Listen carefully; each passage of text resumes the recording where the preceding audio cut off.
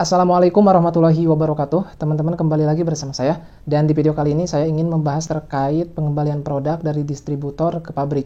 Barang-barang yang dikirim dari pabrik itu tidak semua mulus ya teman-teman. Ada barang-barang dari pabrik itu yang bisa dibilang produksinya gagal. Meskipun tanggal kadaluarsanya masih 1 tahun atau 1,5 tahun, akan tetapi barangnya ini nggak layak untuk dikonsumsi apalagi dijual. Nah, dari mana kita tahu bahwasanya barang tersebut tidak layak untuk dijual atau dikonsumsi? Dari informasi yang kita dapatkan dari outlet. Namun yang harus diperhatikan adalah dalam proses pengembalian barang ke pabrik ini, biasanya pihak pabrik menentukan barang mana saja yang bisa dikembalikan atau diretur ke pabrik kemudian diklaim oleh pabrik supaya tidak menjadi beban distributor kita. Jadi gak semua barang yang rusak atau gak layak jual itu bisa kita kembalikan ke pabrik ya. Barang yang bisa kita retur itu biasanya adalah barang-barang yang baru launching atau kita menyebutnya NPL, New Product Launching. Barang yang baru launching. Konotasi kata baru yang dimaksud di sini tuh bisa sampai 1 tahun ya teman-teman. Jadi meskipun barangnya udah launching selama 1 tahun, tapi kalau pabrik mengiyakan, memberikan kebijakan untuk boleh meretur barang tersebut, maka kita diperbolehkan untuk meretur barang tersebut.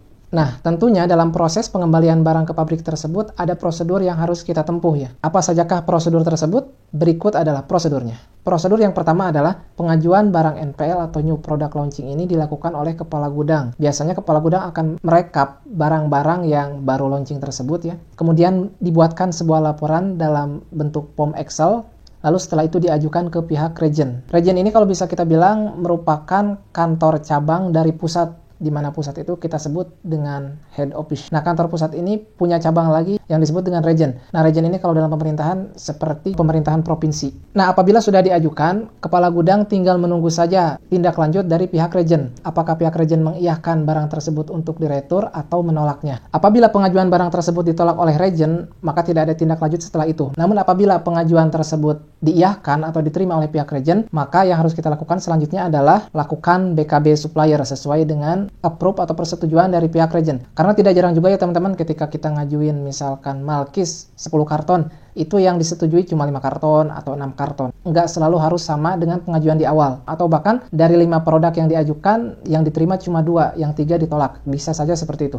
Lalu setelah itu lakukan BKB supplier. Apa itu BKB supplier? BKB supplier adalah bukti keluar barang dari distributor ke pabrik. Lalu bagaimana cara kita melakukan atau membuat dokumen BKB supplier? Untuk membuat dokumen BKB supplier, yang harus kita lakukan adalah masuk ke inventory, kemudian transfer stock, lalu setelah itu pilih tipe FSRT, bukti keluar barang BKB supplier.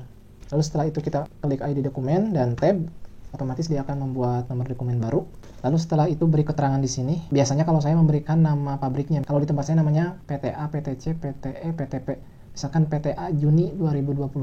Lalu setelah itu isi kode penyalurnya. Nah, dari mana nomor kode penyalur itu kita dapat? Yakni dari surat jalan yang kita terima. Misalkan kita butuh kode penyalur Malkis coklat, maka yang harus kita lakukan adalah masuk ke lihat stok, kemudian tulis Malkis coklat, kemudian refresh. Nah, lalu kita cari history Malkis coklat yang pernah kita masukkan dari surat jalan. Nah, dari situ kita akan dapat nomornya. Apabila sudah dapat nomor kode penyalurnya, kita copy di sini lalu akan muncul dengan otomatis. Misalkan di sini PTA Pati, PTA Ranca Ekek dan sebagainya. Begitupun juga nomor PO. Nomor PO ini juga kita dapat dari history surat jalan yang telah kita simpan sebelumnya. Jadi kita tinggal niru aja. Nah, untuk mulai muat ini maksudnya adalah anggap aja kita mulai masukin barang yang akan dikirim ke pabrik ya, ceritanya gitu ya. Jam 8, kemudian beres jam 8.30 misalkan. Selesainya 08.45 kita langsung berangkat. Kemudian ini yang penting, jangan lupa ya. Karena barang ini adalah barang yang jelek dan udah masuk ke stok yang jelek atau BS, maka kita pilih yang gudang BS dan ininya juga BS, tipe stok penjualan barang bad stock. Lalu setelah itu untuk ekspedisinya, karena memang barangnya tidak dikirim, maka kita samakan dengan ekspedisi atau mobil yang biasa ngirim ke kita. Misalkan Malkis coklat itu biasanya dikirim oleh mobil Hiba Logistik misalkan dengan plat nomor 4332 CE misalkan seperti itu ya. Maka kita juga masukkan Hiba Logistik dan nomor plat nomornya. Dengan nama pengemudinya kita boleh ngarang aja yang ngikutin surat jalan yang udah pernah kita masukkan. Biasanya yang kirim ke sini tuh Pak Sidik, ya udah tulis Sidik di sini. Lalu setelah itu masukkan barang yang ingin kita keluarkan dari stok ya, misalkan Malkis coklat, Malkis keju dan sebagainya. Tulis di sini kuantitasnya berapa piece atau berapa karton, lalu masukkan alasannya. Biasanya alasannya tuh ada 4. Kemasan rusak, lain-lain, hama, dan nir-ed biasanya ya. Ya tergantung sih, biasanya di POM pendukungnya itu, di berita acaranya itu ada alasannya. Entah ini oleh hama, nir-ed, atau dekat expire, kemudian kemasan rusak, dan sebagainya. Lalu setelah itu, kalau udah beres, kita simpan. Setelah itu jangan lupa kita print ya, supaya dokumen fisiknya ada, dan selesai. Apabila BKB supplier telah dibuat, Maka yang harus kita lakukan adalah buat berkas-berkas pendukung BKB supplier untuk kemudian nantinya kita kirim sebagai dokumen pendukung untuk mengklaim biaya pengembalian barang. Jadi si pihak pabrik tidak akan mau membayar barang-barang yang kita kembalikan ke mereka kalau dokumen pendukungnya nggak lengkap. Untuk itu kita harus membuat dokumen pendukungnya dengan lengkap berikut otorisasinya. Lalu apa saja dokumen pendukung yang dibutuhkan? Di antaranya adalah, nah ini adalah daftar nama-nama dokumen pendukung yang wajib ada ketika kita melakukan klaim untuk barang-barang yang dikembalikan ke pabrik. Di antaranya adalah berita acara pemusnahan produk. Jadi di sini untuk laporan-laporannya kita buat di Excel, sedangkan untuk fotonya kita buat di Word. Terus kita satukan dalam satu file. Lalu bagaimana isi dalam dari berita acara pemusnahan produk di distributor? Yang pertama adalah di sini ada nomornya. Nah, nomor ini biasanya kita dapat dari region. Jadi region tuh ngasih nomor urut ini. Kemudian nama deponya, kemudian tanggal diajukan oleh kepala gudang, tanggal berapa. Kemudian tanggal dimusnahkan itu ketika tanggal pembakaran atau tanggal dilakukannya atau dibuatnya BKB supplier di Bosnet. Kemudian nama-nama barangnya ya teman-teman. Kemudian kode produksinya ini juga dikasih dari sana. Kemudian tanggal expire-nya di sini juga dilampirkan. Kemudian kuantitas atau jumlah dari barang yang ingin dimusnahkan. Kemudian nah ini PTC ini merupakan nama pabrik yang ngirim ke kita. Jadi produk-produk biskuit ini disuplai dari PTC ini ya. Nah di sini yang saya sebut tadi ya. Nah kalau kolom ini sebetulnya sama dengan ini. Kita bisa nyebutnya dengan piece atau juga dengan karton. Tapi lebih enak dengan piece ya. Nah di sini harusnya di kolom total itu jumlah nominal ya teman-teman. Jadi kalau 80 piece itu berapa nominal rupiah. Tapi di sini nggak disebutin kebetulan. Nah ini alasan pemusnahan yang saya sebut tadi ya teman-teman. Kebetulan di sini HM itu singkatan dari hama atau biasanya KR kemasan rusak atau NED near ED dekat expire atau LL lain-lain biasanya seperti itu ya teman-teman. Kemudian selanjutnya dokumen kedua yang harus kita buat adalah berita acara pemusnahan produk aparat. Kurang lebih seperti ini. Jadi ini tuh kayak kata pengantar gitu ya atau kata pernyataan. Berita acara. Telah dilakukan pemusnahan barang-barang produk dari nama distributor dengan rincian terlampir depo itu nama distributor kita ya. Distributor kita adanya di mana? Kebetulan saya di Sukabumi. Hari dan tanggal ini adalah hari ketika kita melakukan BKB supplier atau melakukan pemusnahan produk secara fisik. Kemudian tempat pemusnahan di depo kita ya, di distributor kita. Nah, kemudian nomor dokumen, ini adalah nomor yang dikasih dari region tadi ya. Sama halnya dengan nomor ini ya teman-teman. Jadi nomor ini kita copy aja ke sini, sama ya. Nah, di sini pihak-pihak yang wajib ada ya, yang saya sebutkan tadi. Yang pertama, pihak yang memusnahkan, ini adalah kepala gudang. Kemudian saksi ke-1, di sini ada kepala depo. Saksi kedua ada kepala koordinator admin. Dan saksi yang keempat adalah ketua RT atau aparat setempat. Nah, ini wajib kita isi otorisasi atau tanda tangannya semua. Khusus untuk kepala gudang dan ketua RT atau aparat setempat, ini ada stempel khususnya ya.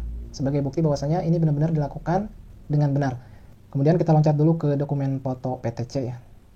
Nah, ini dokumen yang saya buat ya teman-teman. Ini foto sebelum barang dibakar, kita display dulu. Kemudian ini foto ketika barang dibakar, kita berempat selfie ya. Kemudian ini ketika barang dibakar dengan api yang besar, ketika apinya besar. Dan ini foto ketika barangnya udah jadi abu. Lalu selanjutnya ada rekap barang yang kita maksud tadi ya. Nah kalau untuk file rekap ini tidak di print ya teman-teman. Ini hanya bentuk soft filenya aja, nggak di print out.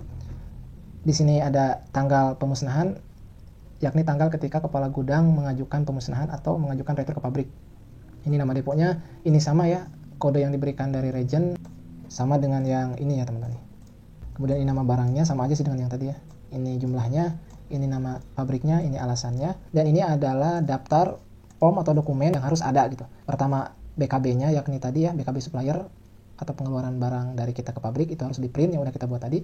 Kemudian POM NPL. Nah, ini adalah POM pengajuan dari kepala gudang, ini harus dilampirkan juga. Kemudian ini POM approval NPL, ini adalah dokumen persetujuan dari region ya. Kemudian berita acara ya yang tadi saya sebutkan, ini fotonya harus terpenuhi. Kalau keempat kriteria ini udah terpenuhi ya, udah ada dokumen-dokumen pelengkap ini, maka kita kasih P. Sebetulnya ini maksudnya lebih ke checklist ya teman-teman, centang gitu. Oke.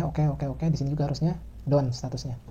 Nah ini scan PTC. Nah scan PTC ini adalah scan yang kita dapat dari dokumen print out tadi yang udah diotorisasi, udah dilengkapi tanda tangan dan stempelnya, yang saya scan kemudian dikirim dan disimpan di sini. Nah apabila ke 5 file ini ya, 1, 2, 3, 4, 5. Kelima file ini udah ada, udah lengkap, maka langkah yang selanjutnya adalah saya harus menjadikannya dalam satu file gitu. Nah di sini saya udah bikin ke 5 file ini jadi satu file di sini ya. Nah nomor 33252 itu saya dapat dari nomor ini ya. Ini kan hanya ilustrasi ya, bukan nomor aslinya. Jadi nomor ini saya simpan di sini, kemudian underscore nama pabriknya PTC, kemudian underscore nama distributornya Sukabumi. Nah apabila ini udah beres, langkah selanjutnya yang kita lakukan adalah kita masuk ke email dan kita kirim dokumen zip tersebut ke alamat email region. Apabila telah dilakukan pengiriman dan udah terkonfirmasi bahwasanya emailnya diterima di sana, langkah selanjutnya adalah print outnya ini nanti kita juga kirim ke region ya teman-teman. Lalu setelah itu selesai. Oh ya, untuk pemusnahan produk ini dilakukan biasanya sebulan sekali ya teman-teman. Dan dalam pengeksekusiannya biasanya adalah di bulan selanjutnya. Jadi kalau misalkan kita mengajukan di bulan Januari, maka kita eksekusi di bulan Februari dan kita kirimkan juga di bulan Februari. Jadi tidak diajukan bulan itu kemudian dieksekusi bulan itu. Tidak seperti itu ya, akan tetapi loncat 1 bulan dari tanggal pengajuan. Oke, barangkali itu aja sih untuk video kali ini. Semoga menambah wawasan teman-teman, menambah informasi teman-teman. Mohon maaf atas kekurangan yang ada di video ini. Sampai jumpa di video berikutnya. Assalamualaikum warahmatullahi wabarakatuh. Bye.